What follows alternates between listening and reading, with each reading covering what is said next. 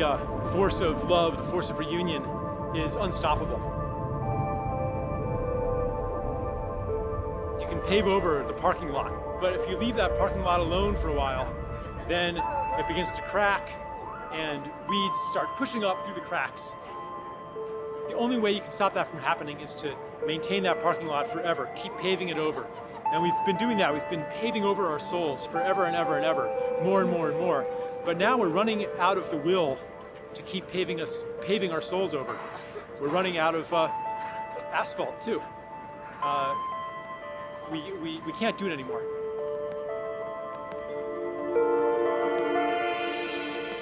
Real change doesn't come without crisis.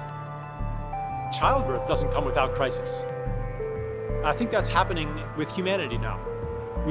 Our growth has generated multiple crises and these are the contractions that are propelling us into a new world, whether we like it or not. But I think we're gonna like it.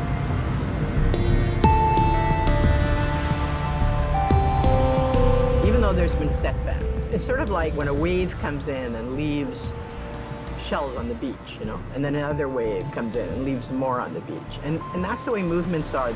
They change the landscape like waves do, and each wave builds on the next wave. This is a big wave now that we're in. It's not going to be easy, though. It's not going to be easy, and the people in power, they fight like crazy to hold on to their power.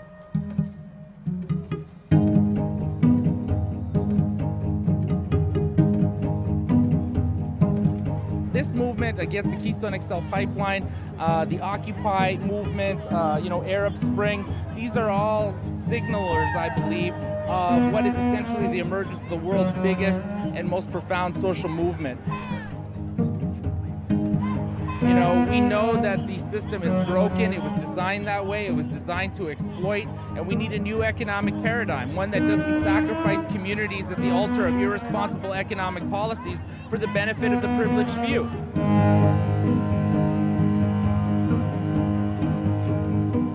So we've circled the White House about 3 deep in people all the way around.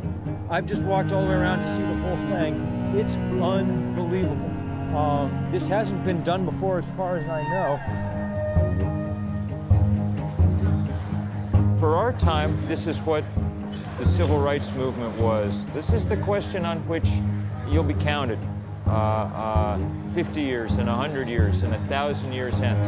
We're living at the moment when the most important thing that's ever happened on our planet is happening. And there is no love quite like that, you know. The willingness to put it all on the line for your neighbors, for future generations, for the rest of creation.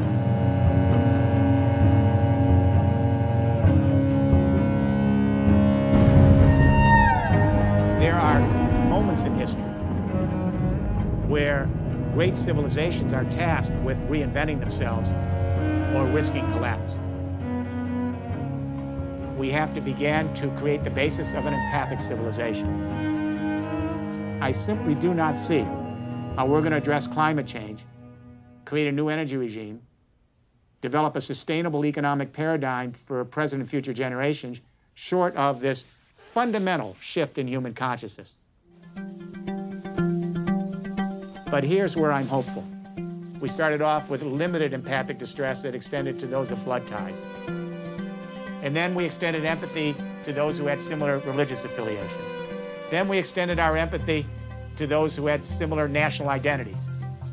Is it a big stretch to imagine the next stage where we can extend our empathy to empathize with our entire species and our fellow creatures living in one biosphere, when we can go not just beyond political borders, but beyond human borders, and begin to see a borderless world where all life together is part of a single family?